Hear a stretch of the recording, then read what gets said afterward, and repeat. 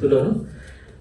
ముఖ్యంగా ఇప్పుడు మనము బ్రదర్ శిల్వరాజు గారు కూడా ఆయన ప్రార్థనలో చాలాసార్లు దేవుడు తోడై ఉండాలి, దేవుని తోడై ఉండండి, ఆయన స్వస్థతలో తోడై ఉండండి, వారి యొక్క ప్రయాణంలో అన్ని విషయాల్లో కూడా ఆయన వర్డ్ని వాడడం జరిగింది, తోడై ఉండాలని చెప్పి. అదేవిధంగా బ్రదర్ డేవిడ్ గారు ఆయన యొక్క పాటలో కూడా అంత్యకాల దినాలు వస్తూ ఉన్నాయి, కొంతకాలము సమీపమైంది. సో మనకి ఈ యొక్క సమయం లోపల ఎవరి తోడు అవసరం ఉంది? మనకి దేవుని యొక్క తోడు ఎంతగానో అవసరమైంది. అదేవిధంగా బ్రదరు సాక్ష్యము చెప్పడం జరిగింది. ఆయన స్నేహితుడు డబ్బులు ఇస్తా అని చెప్పి లాస్ట్ వరకు కూడా చెప్పి తర్వాత ఫోన్ తీయకుండా ఫోన్ ఆపేయడం జరిగింది. సో మనుషులలో మామూలుగా ఎట్లా ఉంటారంటే మనుషులలో ఆ యొక్క తోడు అనేది స్థిరత్వం ఉండదు. మనుషుల తోడు లోపల స్థిరత్వం అని ఉండదు. వారి యొక్క తోడు సిచ్యువేషన్ బట్టి మారుతూ ఉంటుంది. అంటే ఈరోజు ఉద్యోగం ఉంటే తోడు వేరే రకంగా ఉంటుంది, ఈరోజు డబ్బులు ఉంటే తోడు వేరే రకంగా ఉంటుంది, ఈరోజు సంఘంలో గొప్పవాడిగా ఉంటే మనకి తోడు ఒక రకంగా ఉంటుంది. కానీ దేవుని యొక్క తోడు ఎప్పుడు కూడా విడవలేనటువంటిది, స్థిరమైనటువంటిది. ఎవరి తోడు? దేవుని తోడు. కన్న తల్లి అయినా ఒక స్టేజ్లో మరవచ్చు, కన్న తండ్రి అయినా ఒక స్టేజ్లో మరవచ్చు, కన్న కొడుకు అయినా ఒక స్టేజ్లో మరవచ్చు. కానీ సర్వోన్నతమైనటువంటి దేవుడు, మహోన్నతమైన దేవుడు ఆయన యొక్క తోడును నిరంతరము సదాకాలము మనకు అనుగ్రహించేవాడు ఉన్నాడు. ఆ సందర్భంలో నేను ఒక విషయం చెప్పాలనుకుంటున్నాను. ఆదికాండము 39వ అధ్యాయం కనుక మనం చూసినట్టు కనుక 39వ అధ్యాయము 2వ వచనం నుంచి, యెహోవా యోసేపుకు తోడై ఉండెను కనుక అతడు వర్ధిల్లుచు తన యజమానుడగు ఆ ఐగుప్తీయుని ఇంట ఉండెను. యెహోవా అతనికి తోడై ఉండెననియు అతడు చేసినదంతయు అతని చేతిలో యెహోవా సఫలము చేసిననియు అతని యజమానుడు చూచినప్పుడు చదువు సిస్టర్. కటాక్షము కలిగిన గనుక అతని యొద్ద పరిచర్య చేయువాడాయను.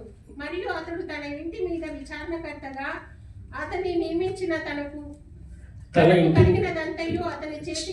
చాలు సిస్టర్.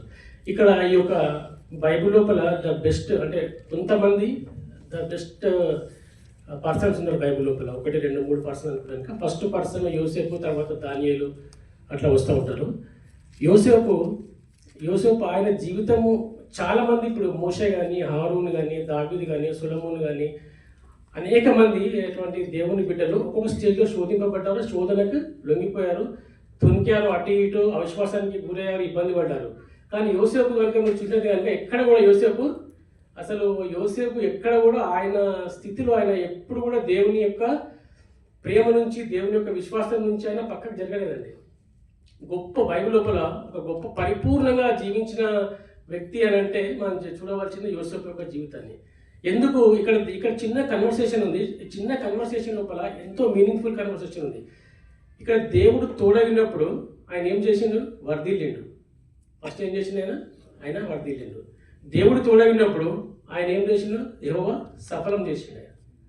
దేవుడు తోడగినప్పుడు ఆయన ఏమైనాడు? విచారణకర్తగా, అధికారిగా ఆయన ఎదిగాడు. అంటే దేవుడు తోడగినప్పుడు ఎన్ని విషయాలలో దేవుడు ఆయనకు తోడుగా ఉండి ఆయన ఆశీర్వదించి ఆయన దీవించి ఆయనను గొప్పవాణిగా చేశాడు. మరి దేవుడు తోడై ఉండాలి. దేవుని తోడు మనకు కావాలి.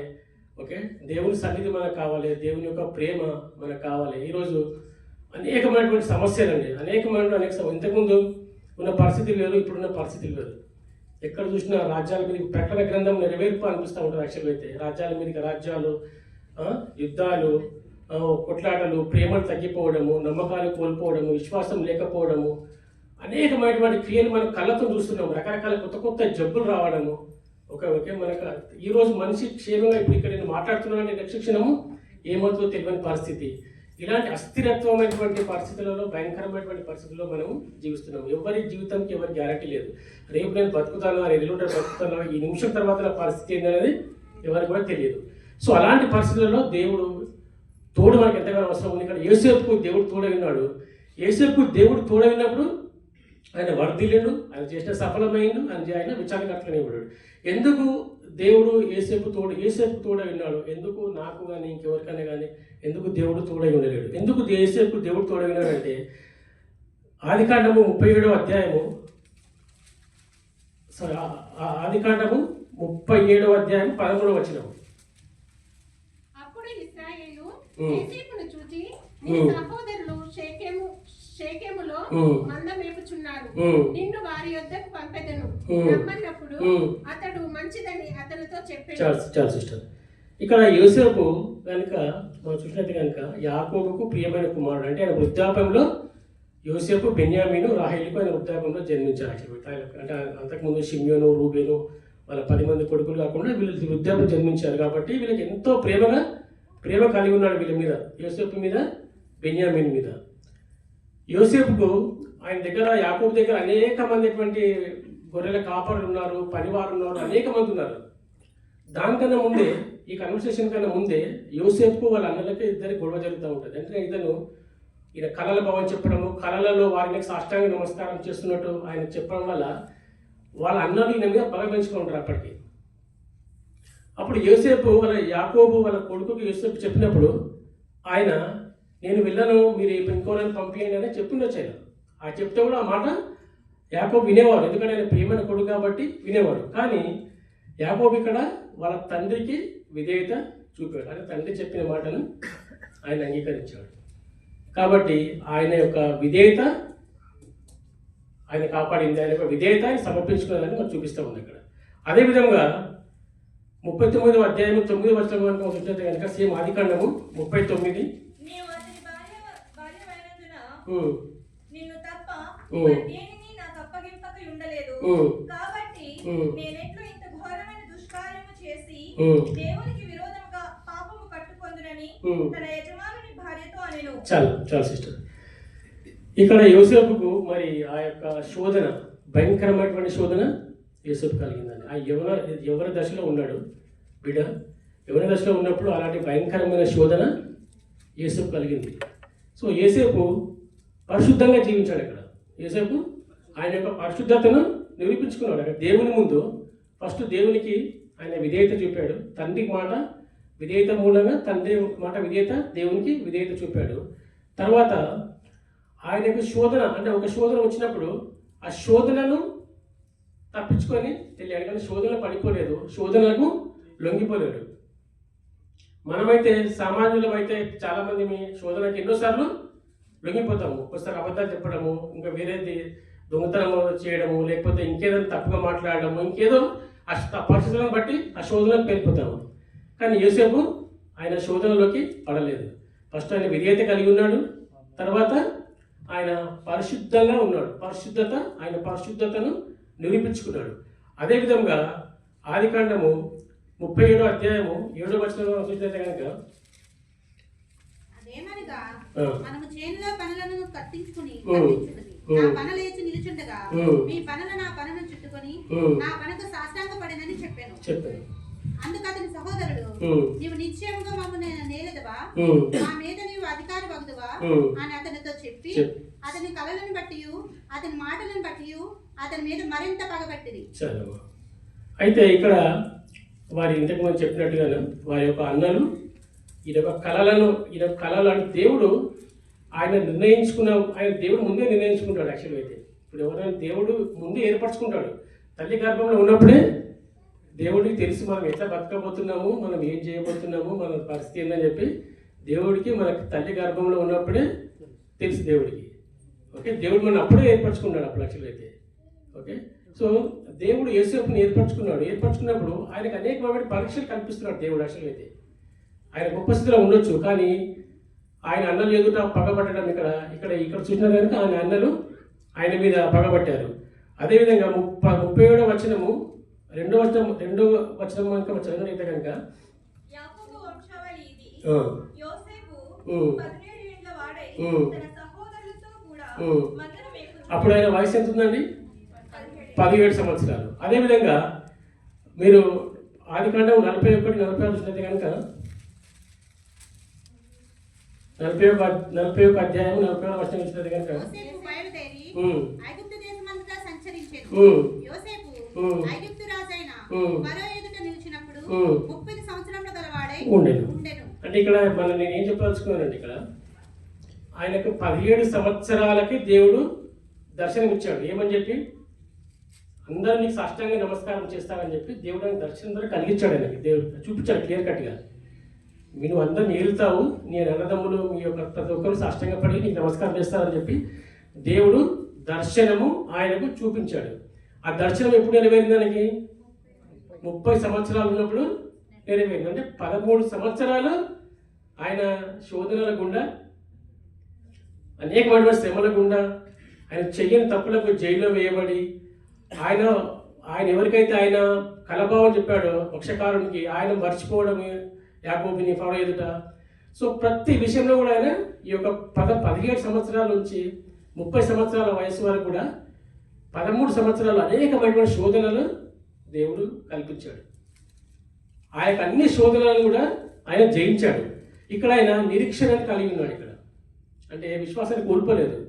మనం అంటే ఎవరు సామాన్యంగా మనం ఈరోజు ప్రార్థన చేస్తే రేపు జరిగిపోవాలని చెప్పి, లేకపోతే 2 రోజులు ఉపాసం ఉంటే దేవుడు ఇంకేదో చేయాలని చెప్పి మనం అనేక విధాలుగా ఆశపడతాం. మానవులు ఉన్నప్పుడు మనం అనేక విషయాలలో ఆశపడతాం. తొందరగా ఇన్స్టెంట్గా అయిపోవాలి, ఇది అయిపోవాలి, రేపు అయిపోవాలి, ఎల్లుండి అయిపోవాలని చెప్పి మనం చూస్తూ ఉంటాము. కానీ ఇక్కడ నిరీక్షణ అనేది 13 సంవత్సరాలు యోసేపు నిరీక్షించాడు. అంటే దేవుడు అట్లా పరీక్షిస్తాడు మనిషిని. ఇప్పుడు ఒక బ్రదర్ ఆయనకి బ్యాక్ పెయిన్ ఉందని ఇప్పుడు సాక్ష్యం చెప్పడం జరిగింది. అంటే దేవుడు ఏం చేస్తాడంటే ఒకసారి పరీక్షగా మనకి నిలుపుతాడు. అంటే ఆ బిడ్డ ఏ విధంగా ఆ యొక్క పరీక్షలు కొనసాగుతున్నాడు, ఆ యొక్క స్థితిలో కూడా ఆ బిడ్డలను ఆరాధిస్తున్నాడు లేదా. అంటే దేవుడు మనని మరణానికి అప్పగించాడు. ఎప్పుడు కూడా దేవుడు మనల్ని మరణానికి అప్పగించాడు.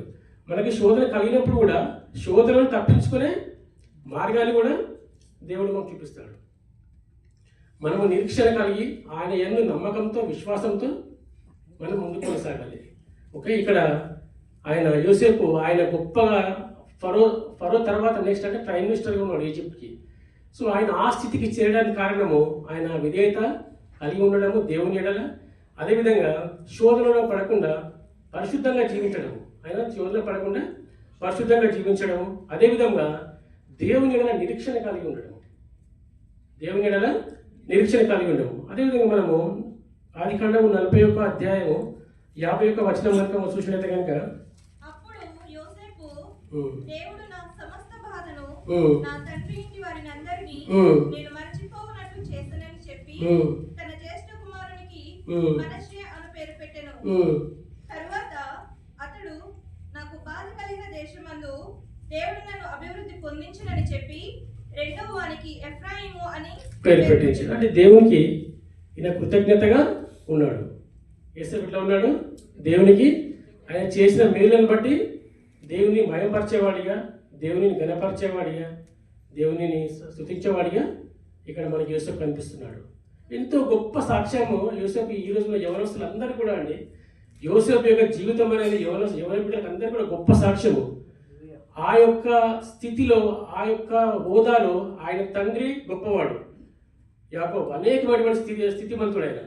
ఈయన గారాభం కలిగిన కొడుకు, అన్నదమ్ములు ఈయనను కొట్టి గుంతులో వేయడము, ఈ ఐగుప్తులకు అమ్మేయడము, ఈయన చెయ్యని తప్పు కూడా ఈయన జైలుకి వెళ్ళడము, ఓకే, జైలు దగ్గర నుంచి ఇంటికి వెళ్ళిన తర్వాత శోధింపబడడం, ప్రతి దగ్గర కూడా ఎక్కడ కూడా దేవుని యొక్క విశ్వాసం నుంచి ఆయన కోల్పోలేదు. వీరితో చూపాడు, ప్రస్తుతంగా ఉన్నాడు, కృతజ్ఞత కలిగి ఉన్నాడు. అదేవిధంగా 40వ అధ్యాయము 5వ వచనం కనుక మనం చూసినట్టు కనుక, ఆదికాండము 45:5 చూసినట్టు కనుక, వారిద్దరూ అనగా చెరసాలలో బంధింపబడిన ఐగుప్తు రాజు యొక్క పానదాయకుడును భక్ష్యకారుడును ఒక్కటే రాత్రియందు కలలు కనిరి, ఒక్కొక్కడు వేరువేరు భావములు గల కల కనెను. అది కాదు సిస్టర్, ఇది 45:5 వచనము.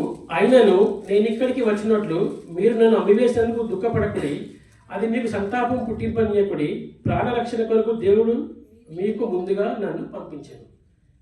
మనం ఈ లోకంలో మనకి ఎవరో కొంచెం అన్యాయం చేస్తే మనం తల్లి, తండ్రి, అన్న తమ్ముడు కూడా చూడం. మనం ఆ విధమైనటువంటి ప్రవర్తన కలిగి ఉంటాము. ఈయన నిర్దాక్షిణంగా ఆయన చొక్కాను తీసేసి గుంతలో పడేసి అక్కడి నుంచి ఐగుప్తుకు అమ్మివేసినటువంటి అన్నల మీద, మరి ఇంత పెద్ద పోషణ వచ్చినప్పుడు వాళ్ళ మీద కక్ష సాధింపు తీసుకునే అవకాశం ఉందానికి అక్కడ యోసేపుకి. ఎందుకంటే ఆయన ప్రైమ్ మినిస్టర్, ఈజిప్ట్కి ప్రైమ్ మినిస్టర్ ఉన్నాడు. మరి వీళ్ళు ఇక్కడ ఆహారం లేక కరువులో కాటకాలతో బాధపడుతున్నారు. వీళ్ళని సన్నిధికి వచ్చినప్పుడు వాళ్ళ మీద కక్ష సూచించి వీళ్ళని తీసుకొని జైల్లో వేయొచ్చు ఈయన. కానీ ఎంత ఓదార్పు మాటలు ఇక్కడ యోసేపు చెప్తున్నాడంటే, అయినను నేను ఇక్కడికి వచ్చినట్లు మీరు నన్ను అమ్మివేసినందుకు దుఃఖపడకూడి, అది మీకు సంతానం పుట్టింపని చేయబడి ప్రాణరక్షణ కొరకు దేవుడు మీకు ముందు అని పంపించాను. ఎంత కమిట్మెంట్ ఇక్కడ చూసినట్టయితే ఆయనకి క్షమాపణ గుణము, ఎంత క్షమించే స్థితి. ఈయన అమ్మేసి ఈయన ఉన్న స్థితి నుంచి దూరంగా చేసి ఈయన అమ్మేసినా కూడా మరి దేవుడు వాళ్ళని ఆయన యోసేపు అన్నలకు క్షమించాడంటే అది దేవుని యొక్క ప్రేమ, దేవుని యొక్క నిరీక్షణ, పరిశుద్ధత, విధేయత కలిగి ఉన్నాడు కాబట్టి ఆ విధంగా యోసేపు చేయగలిగాడు. అదేవిధంగా 40వ వచనము 40వ అధ్యాయము 8వ వచనం చూసినట్టు కనుక, కాబట్టి దేవుడే కానీ మీరు నన్ను ఇక్కడికి పంపలేదు. ఇక్కడ దేవుని చిత్తాన్ని కూడా ఆయన అక్నాలెడ్జ్ చేస్తున్నాడు. ఏమని చేస్తున్నాడు? కాబట్టి దేవుడే కానీ మీరు నన్ను ఇక్కడికి పంపలేదు అంటే దేవుని యొక్క చిత్తాన్ని కూడా ఆయన అక్నాలెడ్జ్ చేస్తున్నాడు. ఆయన అసలు మీరు ఈ మొత్తం సీక్వెన్స్ మీరు గమనిస్తే కనుక ఆయన యోసేపు విధేయత కలిగి ఉన్నాడు, యోసేపు పరిశుద్ధత కలిగి ఉన్నాడు, యోసేపు నిరీక్షణ కలిగి ఉన్నాడు, యోసేపు కృతజ్ఞత కలిగి ఉన్నాడు, క్షమించే గుణం కలిగి ఉన్నాడు, దేవుని చిత్తానికి లోబడేవాడు ఉన్నాడు. ఇవన్నీ చేసినప్పుడు దేవుడు తోడై ఉంటాడు. దేవుడు తోడై ఉండడం అని అంటే మన ఊరికి మన సొంత పనులు చేసుకుంటూ దేవుని సమయం లేకుండా ఇష్టానుసారంగా మనం జీవించి ఒక్క నిమిషం కూడా బైబిల్లో ఉండకుండా, సంఘంలో రాకుండా, పరిచర్యలో పాల్గొనకుండా మనం దేవా దేవా దేవా దేవా అని వ్యర్థంగా ఎన్నిసార్లు చేసినాను దేవుడు పలకడండి అసలు. కానీ దేవుడు కృప ఉంది కాబట్టి మనం ఏం చేయకుండా బతుకున్నాం. ఇంకా దేవుడు అని ఫ్రీగా ఉచితమైన కృప ఇస్తారు కదా, బతుకుండు అని చెప్పి అంటారు కదా. యాక్చువల్ అయితే అట్లా దేవుడు బతుకుంటారు మీరు అన్నందుకే మనం ఇంక ఏం చేయకున్నా కానీ ఇంకా మనకి దేవుడు ఉద్యోగాలు ఇచ్చి, ఆరోగ్యం ఇచ్చి, ఆహారం ఇచ్చి, కుటుంబాలను ఇచ్చి అన్నీ ఇచ్చాడు దేవుడు. అదే కనుక మనం ఇవి చేస్తే ఏవి దేవుడు చెప్పినటువంటి విధేయత, పరిశుద్ధత, కృతజ్ఞత, దేవుని చుట్టూ మెలిగి ఉండడము, దేవుడు ఎంతో గొప్ప స్థితికి దేవుడు తీసుకెళ్తాడు. కాబట్టి యోసేపు జీవితం ఏంటంటే గొప్ప మార్గదర్శకంగా ఉంది. దేవుడు తోడై ఉంటే మనం ఏ స్థితికి ఎదగవచ్చు, దేవుడు తోడై ఉంటే మనం ఎంత గొప్పగా దేవుడు మనం తీర్చిస్తారని చెప్పి క్లియర్గా యోసేపు యొక్క జీవితము ఆయన ప్రణాళిక ప్రకారము ఇక్కడ బైబిల్లో మనం చూపించడం జరిగింది. బైబిల్ లోపల ఇప్పుడు చిన్న వచనం ఇది ఇంతకుముందు చదివింది 39వ అధ్యాయం లోపల ఆ కన్వర్సేషన్ ఎట్లా ఉందంటే అసలు ఆ కన్వర్సేషన్ లోపల ప్రాబ్లం ఉంది, ఆ కన్వర్సేషన్ లోపల సొల్యూషన్ ఉంది, ఆ కన్వర్సేషన్ లోపల ఆ యొక్క ప్రాబ్లం అడ్రస్ చేసినట్టు క్లియర్గా ఉంది. మనం బైబిల్ చదివితే కనుక క్లియర్ కట్. అందుకే పాస్టర్ గారు ఎప్పుడు చెప్తూ ఉంటారు బైబిల్ని ధ్యానించండి, డీప్గా ధ్యానించండి. ఎందుకంటే మనం బైబిల్ చదవడం వేరు, బైబిల్ని ధ్యానించడం వేరు. ఇప్పుడు ఈ చిన్న వాక్యం మీదనే మనం ఎంతోసేపు మనం దీని మీద మనం చర్చించుకోవచ్చు, మనం దీని మీద మాట్లాడుకోవచ్చు ఈ కన్వర్సేషన్ లోపల. ఈ బైబిల్ చదువుతున్నప్పుడు మనకి ఏమనిపిస్తుంది అంటే బైబిల్ లోపల సైన్స్ ఉంది, బైబిల్ లోపల టెక్నాలజీ ఉంది, బైబిల్ లోపల పాలిటిక్స్ ఉన్నాయి, బైబిల్ లోపల ఎడ్యుకేషన్ ఉంది, ప్రతి విషయం కూడా బైబిల్లో ఉంది. బైబిల్లో అందుకే దీన్ని జీవగ్రంథం అని అన్నారు. దీన్ని పరిశుద్ధ గ్రంథము, జీవగ్రంథం ఎందుకున్నారంటే ప్రతి మన జీవితంలో జరిగే ప్రతి సంఘటన ఉంది ఈ బైబిల్ లోపల. ఈ కన్వర్సేషన్ నాకు ఇది ఏం గుర్తొస్తుందంటే ఈ మన ఇంటర్వ్యూస్ సెషన్ అవుతూ ఉంటుంది, హెచ్ఆర్ ఇంటర్వ్యూస్ చేస్తాను. నేను కూడా మా కంపెనీలో హెచ్ఆర్ ఇంటర్వ్యూ ప్యానెల్లో ఒక 2 years ఉన్నాను. అంటే ఇంటర్వ్యూ చేయడము అంటే మేనేజర్స్కి, అసిస్టెంట్ మేనేజర్స్కి. ఇదే కన్వర్సేషన్ ఎట్లా ఉంటుందంటే అంటే ఒక ఇంటర్వ్యూ లోపల ఎట్లా సెలెక్ట్ చేస్తారు ఒక క్యాండిడేట్ని అంటే మేము ఎట్లా చేసేవాళ్ళం అని అంటే గ్లోబల్ స్టాండర్డ్ ఇది. అంటే మామూలుగా జనరల్గా మన ఓన్ స్టాండర్డ్ కాదు. మనం చెప్పే ఆన్సర్ లోపల అంటే దాన్ని స్టార్ అంటారు అనమాట. Situation, task, action, result. ఆ యొక్క క్వశ్చన్, ఆ యొక్క ఆన్సర్ లోపల ఆ యొక్క ఎగ్జాంపుల్ ఒక ఆయన క్వశ్చన్ అడిగాడు అనుకోండి ఇంటర్వ్యూ. నేను క్వశ్చన్ ఇంటర్వ్యూ ఇచ్చేవాడిని, మీరు ఇంజనీరింగ్ ఇంటర్న్షిప్ అయిపోయింది, ఎట్లా ఉంది మీ ఎగ్జామ్ ఎట్లా రాశారని చెప్పి. అప్పుడు అతను ఎట్లా చెప్పాలి ఆన్సర్ అంటే I prepared very well, very hard working, I did exams well and I got first rank. అంటే దాని లోపల సిచ్యువేషన్ అనేది ఎగ్జామ్ అనేది సిచ్యువేషను, టాస్క్ అనేది చదువుకోవడము, ఓకే, యాక్షన్ అనేది ప్రిపేర్ అవ్వడము, రిజల్ట్ అనేది ఫస్ట్ క్లాస్లో పాస్ అవ్వడం. అంటే ఒక ఆర్గనైజ్డ్గా ఆన్సర్ ఉండాలి. అదే చూస్తారు ఇక్కడ కూడా. ఇక్కడ మీరు చూసినట్టే కనుక క్లియర్ కట్గా యెహోవా యోసేపుకు తోడై ఉండేది కనుక అతడు వర్ధిల్లచ్చు, తన యజమానుడును ఐగుప్తుని ఇంట ఉండేను, అతడు యెహోవాకు తోడు. ఇక్కడ ఆ సిచ్యువేషన్ ఉంది, ఆయన ఎక్కడ ఉన్నాడు అనేది, ఆయన ఏం చేశాడు అనేది ఉంది, దాని రిజల్ట్ ఏమొచ్చినది ఉంది. సో ఇదే బైబిల్ కాపీని బయట కార్పొరేట్లు కానీ బైబిల్ చాలామంది ఫారిన్ కంపెనీస్ కానీ లేకపోతే కార్పొరేట్ కంపెనీస్ కానీ వాళ్ళంతా కూడా ఏంటంటే కొన్ని చూసానికి కాపీ మన బైబిల్లో ఉన్నదే కాపీ కనిపిస్తే వాళ్ళ యొక్క పాలసీలో కానీ దీంట్లో కానీ యాక్చువల్గా అయితే.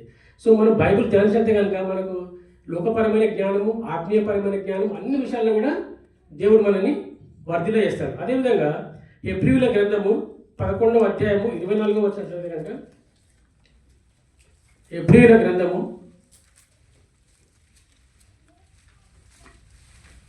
మోషే పెద్దవాడైనప్పుడు విశ్వాసమును బట్టి ఐగుప్తు ధనము కంటే క్రీస్తు విషయమైన నింద గొప్ప భాగ్యమని ఎంచుకొని అల్పకాలము పాపకోపము అనుభవించట కంటే దేవుని ప్రజలతో శ్రమ అనుభవించడం మేలని యోచించి ఫరో కుమార్తె యొక్క కుమారుడని అనిపించుకోవడానికి ఒప్పుకొనలేదు. ఏలయనగా అతడు ప్రతిఫలముగా కలగబోవు బహుమానమందు దృష్టి ఉంచెను. చాలా సిస్టర్, ఇక్కడ సేమ్ సిచ్యువేషన్ మన యోసేపు లాంటి సిచ్యువేషనే ఇక్కడ మోషే కూడా సేమ్ సిచ్యువేషన్ ఉంది. మోషే పెద్దవాడైనప్పుడు విశ్వాసమును బట్టి ఐగుప్తు ధనము కంటే క్రీస్తు విషయమైన నింద గొప్ప భాగ్యమని ఎంచుకొని అల్పకాలము పాప నింద అంచకంటే దేవుని ప్రజలతో శ్రమ అనుభవించిన మేలని యోచించి పరో కుమార్తె యొక్క కుమారుడని అనిపించుటకొని ఒప్పుకొనలేదు. ఏలని అతని ప్రతిఫలము కలగబో బహుమానము దృష్టి ఉంచాడు. అంటే ఇక్కడ మోషే కూడా ఆయన ఐగుప్తులో గొప్పగా ఉండవలసిన వాడు, ఓకే, అక్కడ పెరగవలసిన వాడు, రాజ సంరక్షణలో ఉండవలసిన వాడు మోషే. కానీ ఆయన ఆ యొక్క దాన్ని తృణీకరించుకున్నాడు. దేన్ని?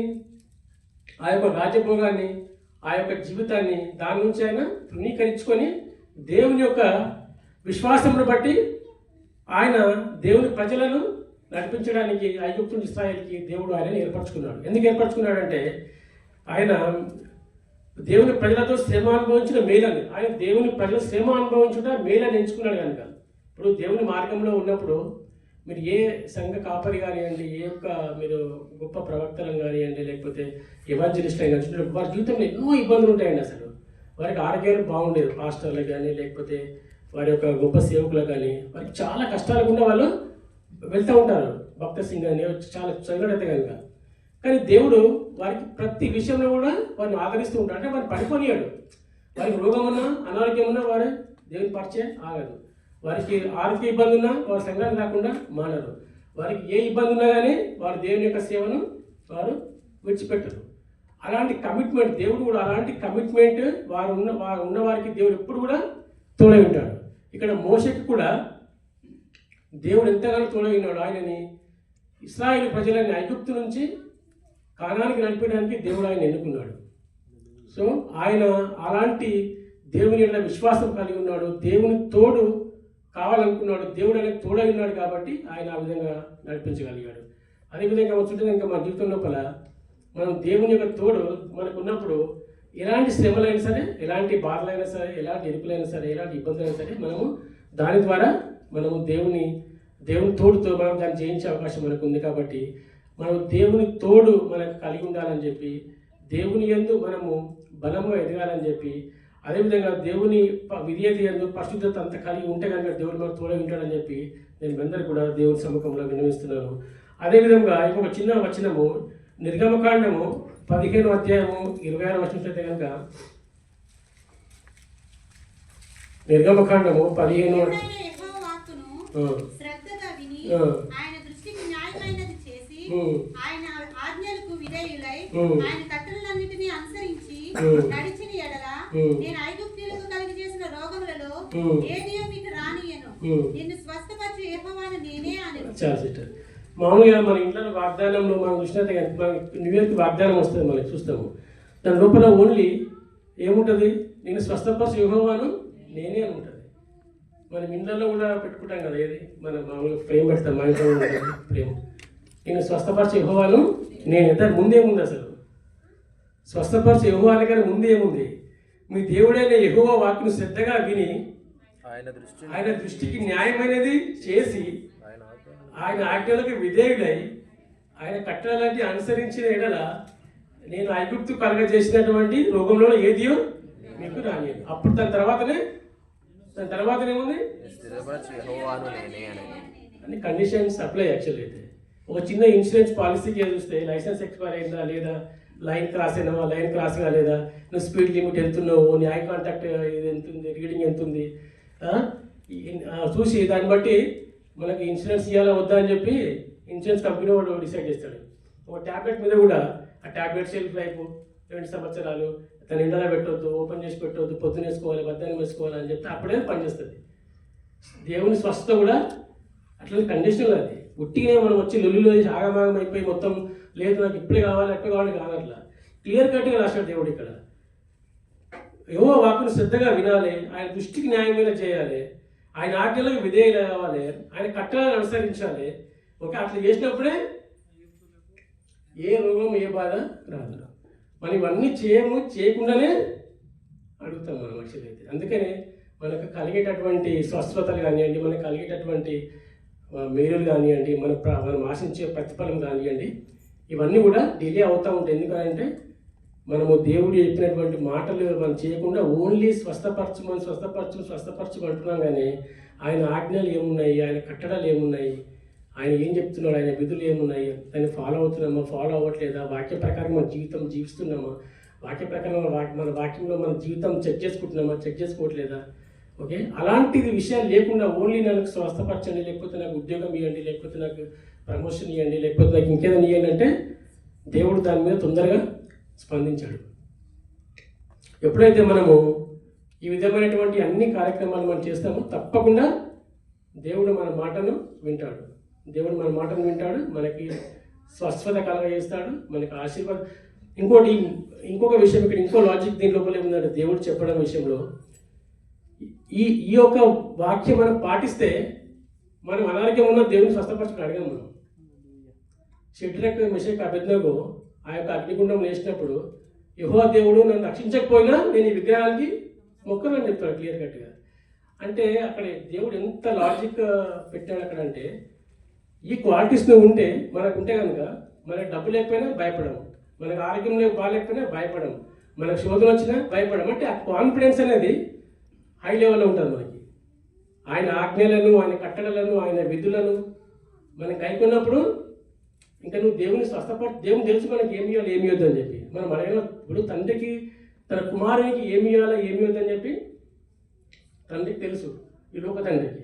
మరి పరలోకమున్న తండ్రి ఇంకా మన లోక తండ్రి కన్నా ఎంతో గొప్పవాడు. మరి ఆ తండ్రికి తెలుసు కదా, దేవుడు మనల్ని కష్టాలలో పెట్టి మన ఇచ్చువారిగా ఉంచుతాడు తప్ప మనం పుచ్చుకునే వారిగా దేవుడు ఉంచాడు. ఎప్పుడు ఇలాంటి నిబంధనలు ఇట్లాంటి కండిషన్స్ మనం పాటించినప్పుడే. ఇట్లాంటి కండిషన్స్ పాటించకుండా మనం దేవుని బ్లేమ్ చేస్తూనే ఉంటాం. మరి నేను వచ్చినాను, నాకు ఏం జరగట్లేదు, నాకు ఏం అవ్వట్లేదు, నాకు ఉద్యోగం వస్తలేదు, లేకపోతే నాకు ఇది వస్తలేదు, లేకపోతే నాకు ఎన్నో కష్టాలు వెళ్తూనే ఉంటాము. కానీ దేవుడు చెప్పినటువంటిది మనము అది ఫాలో అవ్వట్లేదు. అదేవిధంగా మీరు మలాకి 3:10 చూసినట్లయితే కనుక,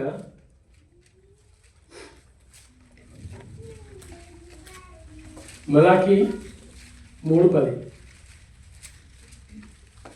నా మందిరంలో ఆహారం ఉండినట్లు 10వ భాగం అంతయు మీరు నా మందిరపు నిధులలోనికి తీసుకుని రండి. దీన్ని చేసి మీరు నన్ను శోధించిన ఎడల నేను ఆకాశ వాక్యములను విప్పి పట్టజాలనంత విస్తారముగా దీవెనలు కుమ్మరించదనని సైన్యముల అధిపతియగు యెహోవా సెలవిచ్చుచున్నాడు. ఇక్కడ కూడా కండిషన్ ఉందండి క్లియర్ కట్గా. బైబిల్లో ఏది కూడా ఇట్లా ఒట్టుగా జోగా రాయడం లేదు. ప్రతి వాక్యము నెరవేరుతుంది, ప్రతి వాక్యం నెరవేరింది, నెరవేరుతున్నది కూడా ప్రతి వాక్యం కూడా. ఇక్కడ క్లియర్ కట్గా దేవుడు చెప్తున్నాడు అంటే, నా మందిరములో ఆహారం ఉండినట్లు 10వ భాగం అంతా మీరు నా మందిరము నిధిలోనికి తీసుకుని రండి. దీన్ని చేసి మీరు నన్ను శోధించిన నేను ఆకాశ వాక్యాలను విప్పి పట్టజాలనంత విస్తారంగా దీవెనలు కుమ్మరించేదనని సైన్యంలోకి అధిపతి యెహోవా సెలవిచ్చుచున్నాడు. మరి కండిషన్ మనం చేసి దేవుని అడుగుతున్నామా, కండిషన్ చేయకుండా దేవుని అడుగుతున్నామా? మనకు మనమే పరిచయించుకోవాలి. యాక్చువల్లీ అయితే మనం దేవుని అడిగినప్పుడు అంటే ఇక్కడ డబ్బులనే కాదు, 10వ భాగం అంటే 10వ భాగం అనేది మన యొక్క సమయం దేవునికి ఇస్తున్నామా, మన యొక్క సమయాన్ని దేవునికి ఇస్తున్నామా, మరి మన దేవుని యొక్క పరిచర్యలో మనము పాల్పొందుతున్నామా, దేవుని యొక్క పరిచర్యలో. ఓకే, మరి సంఘంలో మన పాత్ర ఏ విధంగా ఉంది. సో ఇవన్నీ చేసినప్పుడు మనం ఏం అడగనవసరం లేదండి. ఇప్పుడు జాబ్కి వెళ్ళినప్పుడు జాబ్లో మనము 8 hours 9 hours పని చేస్తే మనకి ఫస్ట్ సెకండ్కి మన శాలరీ మన అకౌంట్లో వచ్చేస్తుంది. మనకి ఈ లోకంలో ఉన్న ఒక ఎంప్లాయీకి మనకి జీతం తక్కువ అని చెప్పి ఫస్ట్ సెకండ్ మనకు వచ్చేస్తున్నప్పుడు, మరి దేవుని పని చేసినోడికి మరి దేవుడు అన్యాయస్తుడు. దేవుడు అని ₹1 పని చేస్తే ₹1000 ఇచ్చేటువంటి గొప్ప దేవుడు. మరి మనం ₹1 చాలా పని కూడా చేయకుండా మనం ఉట్టినైనా కూర్చొని లొల్లి చేస్తే దేవుడు ఆయన యొక్క ఆశీర్వాదాలు అంత తొందరగా ఆయన ఇవ్వడం. మనకు ఆ కూలింగ్ పీరియడ్ అనేది మనం ఇంకా స్ట్రగుల్ అవుతూనే ఉంటాం. కాబట్టి దేవునికి ఇచ్చి శోధించాలి, దేవునికి మనం మెచ్చి శోధించాలి, దేవుని ఆజ్ఞలను గాయకొని ఆయన విధులకు లోబడి అప్పుడు దేవుని శోధించాలి. మన ఆజ్ఞలకు గాయకొనకుండా, విధులకు గాయకొనకుండా, ఆయన చెప్పిన మార్గంలో మనం వెళ్ళకుండా, మన సొంత తిరుగుతో మనం ప్రవర్తించి మన ప్రాబ్లంలో మనమే పడి మన తిరుగుతోని పడి మన దేవప్రభుని ఇక్కడి నుంచి పైకి లేపాలంటే మళ్ళీ నువ్వు ఇవన్నీ చేయవు, మళ్ళీ నువ్వు సొంత చేసి పడ్డం వల్ల మళ్ళీ నేను పైకి లేపాలంటే మరి దేవుడు ఒక టైం పడుతుంది కదా యాక్చువల్ అయితే. మరి అందుకని చెప్పి ఇక్కడ క్లియర్గా ఏంటంటే మనం దేవుని ఆజ్ఞలను ఆయన విధులను అన్నిటి కూడా గాయకునాలి. ఆయన యొక్క మందిరంలోనికి మనం ఆయన సమృద్ధిని మన సమయాన్ని మనం దేవునికి కేటాయించాలి. అలాంటి అప్పుడు మాత్రమే దేవుని యొక్క ఆశీర్వాదాలు ఉంటాయి, దేవుడు మనకి తోడై ఉంటాడు. సమయం అయిపోయింది కాబట్టి ఒక చిన్న వచనం చెప్పి నేను చెప్తానండి. ఎఫెసీ పత్రిక 4వ అధ్యాయము 13 నుంచి 15 వరకు. పరిశుద్ధులు అన్నట్లు క్రీస్తు శరీరము క్షేమాభివృద్ధి చెందుటకును పరిచర్య ధర్మము జరుగుటకును ఆయన కొందరిని అపోస్తలులుగాను, కొందరిని ప్రవక్తలుగాను, కొందరిని సువార్తికులుగాను, కొందరిని కాపులుగాను, ఉపదేశకులుగాను నియమించెను.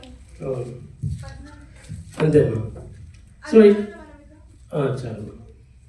అంటే దేవుని యొక్క అందరూ బోధకులే కావాలని కాదు, అందరూ దేవుని యొక్క సువార్త అని కాదు. మన బ్రదర్ సంఘాన్ని నడిపించాడు, మరి దేవుని పరిచర్యలో వాడపడ్డాడు.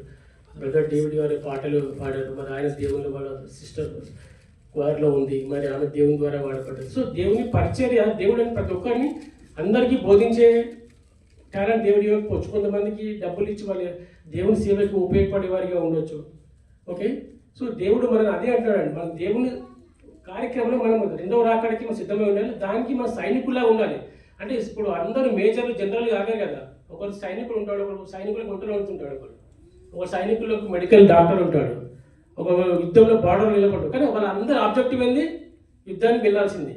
ప్రతి ఒక్కరు కూడా ఒక యుద్ధంలో గెలిస్తే అందరూ గెలిచినట్టు లెక్క, ఆయన ఒక్కరు గెలిచినట్టు కాదు. సో మనం కూడా మన కర్తవ్యం, దేవుడు ప్రతి ఒక్కరికి పిలిపిస్తాడు. ఆ పిలుపుని మనం గ్రహించాలి. ఆ పిలుపు ఏందో మనం తెలుసు. దేవుని అడిగా, దేవప్రభు నన్ను ఈ లోకంలో జన్మింపజేసినావు, నాకు ఈ లోకంలో జన్మనిచ్చినావు, మరి నాకు నా ఎడల చిత్తం ఏమైంది? నన్ను ఈ విధంగా నేను సేవలో వాడబడతాను. నేను మందిరంలో క్లీన్ చేసేవాడిగా ఉండాలా, లేకపోతే మందిరంలో పాటలు పాడేవాడికి ఉండాలా, మ్యూజిక్ సిస్టమ్ చేసేవాడికి ఉండాలి, ఏ విధంగా నేను జీవించాలి? దేవునితో మొదలుపెడితే దేవుడు మనకి ఆ చిత్తాన్ని మనకు బయలుపరుస్తాడు. మనం ఒక ఆబ్జెక్ట్, ఇప్పుడు మనం దుబాయ్కి వచ్చి ఉన్నామంటే ఫైనాన్షియల్గా బాగుపడాలి, మన ఇండియాలో మన కుటుంబాలు బలపడాలనే ఒక ఉద్దేశంతో మనం వచ్చిన్నాం. మరి దేవుని సేవలో కూడా దేవుని మందిరానికి మనం వస్తున్నప్పుడు మనకు కూడా ఒక రూల్ లాగా మనం ఏం చేయాలనుకుంటున్నాం, మనం ముందు ఏం చేయాలని మన జీవితం, దేవుడి చిత్తం మనకి ఏమైంది అంటే మనం గాలిలో ఏం తెలియకుండా, అంటే మనకి ఒక టార్గెట్ లేకుండానే మనం దేవుని జీవితంలో బతికేస్తున్నామా, ఏమో టార్గెట్ లేకుండానే ప్రతి ఆదివారం చర్చకు వస్తున్నామా, ఒక టార్గెట్ లేకుండానే మనం దేవుని కార్యక్రమంలో మనం పాల్గొంటున్నాము. దేవుని అడిగాలి, దేవప్రభు అన్నాను నన్ను ఈ విధంగా వాడుకోవాలనుకుంటున్నాం, మన చిత్తం ఏమైంది అనేది దేవుని మనం అడిగినప్పుడే దేవుడు మనకి ఆ యొక్క చిత్తాన్ని కనపరుస్తాడు. అదేవిధంగా హెబ్రీ 11 నుంచి 14 వరకు 2 నిమిషాలు టైం ఉందని 2 నిమిషాల్లో హెబ్రీ పత్రిక 5వ అధ్యాయము 11 నుంచి 14 వరకు. ఇందుల గురించి మేము చెప్పవలసిన అనేక సంగతులు ఉన్నవి గాని మీరు వినుటకు మందులైనందున వాటిని విషాదపరచుట కష్టము. కాలమును బట్టి చూచితే మీరు బోధకులుగా ఉండవలసిన వారై ఉండగా దైవేక్తులలో మొదటి మూల పాఠములను ఒకడు మీకు మరలా బోధించవలసి వచ్చెను. మీరు పాలు త్రాగిన వారే గాని బలమైన ఆహారము తినగలరు. చాలా టైం తక్కువ కాబట్టి. సో ఇక్కడ మనం ఇప్పుడు ఇన్ని సంవత్సరాలు, మనం ఇప్పుడు ప్రతి ఒక్కరు కూడా ఎన్నో సంవత్సరాల నుంచి దేవుళ్ళు ఉన్నాము. మనం ఇంకా పాలు తాగే వారికి ఉంటున్నామా, లేకపోతే చికెన్ మటన్ దీనిలో బలంగా ఉన్న వారికి ఉంటున్నామా? దేవుడు అదే అంటారు, ఎన్ని సంవత్సరాలు మీరు పాలు తాగుతూనే కూర్చుంటారు. ఇప్పుడు ఎల్కేజీ చిన్నప్పటి నుంచి కూడా ఎల్కేజీలోనే ఉన్నాను అనుకో, 50 ఏళ్ళు వచ్చే వరకు కూడా అది ఏమి తల్లిదండ్రుల సంతోషమా కాదు. దేవుడు కూడా మనని ఎదగాలని చెప్పి, దేవుని వాక్యం లోపల ఎదగాలి, దేవుని వాక్యం లోపల ఇంకా బలపడాలని చెప్పి దేవుడు మనం కోరుకుంటున్నాడు. చివరిగా ఫిలిప్పీ పత్రిక 3వ అధ్యాయము 20వ వచనం చూసినట్లయితే కనుక,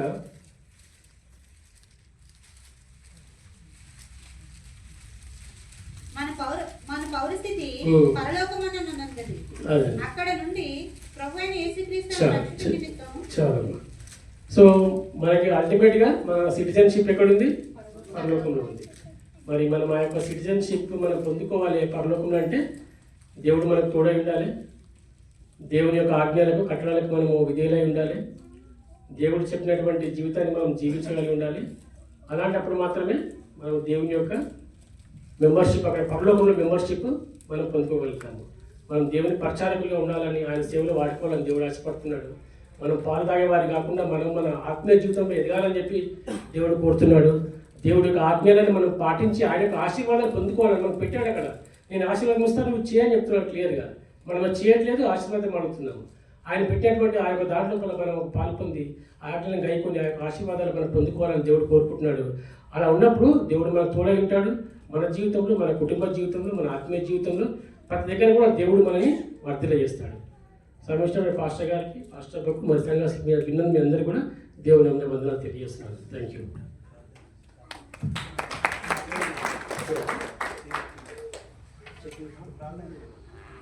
ప్రార్థన చేసుకుందామండి. కృపా కనికరము ప్రేమ వాత్సల్యం గల నమ్మకమైన దేవ తండ్రి, ఈ యొక్క పరిశుద్ధ ఆదివారం దినంలో నీ సన్నిధిలో ఉండి దేవప్రభ నీ వాక్యాన్ని దేవప్రభ మేము చర్చించుకుంటే గాను, నీ వాక్యాన్ని దేవప్రభ బోధించుకుంటూ గాను, నీ వాక్యాన్ని వింటూ గాను మీరు చూపినటువంటి కృపను, మీరు చూపినటువంటి ప్రేమను బట్టి కూడా వందనాలు తెలియజేస్తున్నాం. కూడి వచ్చినప్పటి అందరిని బట్టి కూడా మీకు వందనాలు తండ్రి. అనేక మంది అనేక సమస్యలతో ఉంటున్నారు తండ్రి దేవప్రభ. మీ యొక్క తండ్రి స్వస్థ హస్తాన్ని వారిపైన ఉంచండి, వారికి స్వస్థపరచండి, వారికి మంచి ఆరోగ్యాన్ని అనుగ్రహించండి దేవప్రభ. ఉద్యోగాల నుంచి చదివించిన పిల్లలకు మంచి ఉద్యోగాలు అనుగ్రహించండి. ఆర్థికంగా ఇబ్బంది పడుతున్న వారిని తోడై నడిపించండి దేవప్రభ. నువ్వు కలుగజేయ ప్రతి విధంగా ఆశీర్వాదాన్ని నీ బిడ్డలు అందరూ కూడా పొందుకుని దయచేసి మాకు కనికరించమని గత వారమంతా కూడా మనకు కాపాడి వందనాలు చెల్లిస్తూ మా ముందున్న వారమంతట్లో కూడా మీరు తోడై ఉన్న ఇలాంటి సాయంత్రం శోధన పడకుండా ఈ యొక్క బలమైన వాక్యం చేత మేము బలపడి నింపబడి తండ్రి దేవప్రభ నీకు సాక్షులుగా మాదిరికరంగా పరిశుద్ధంగా జీవించడానికి మాకు అనుగ్రహించమని వేడుకొంచి కొద్ది ప్రార్థన పశువులను నేర్పిస్తున్నాను అడిగి ప్రతినాడు వేడుకొచ్చినా మా తండ్రి. ఆమేన్.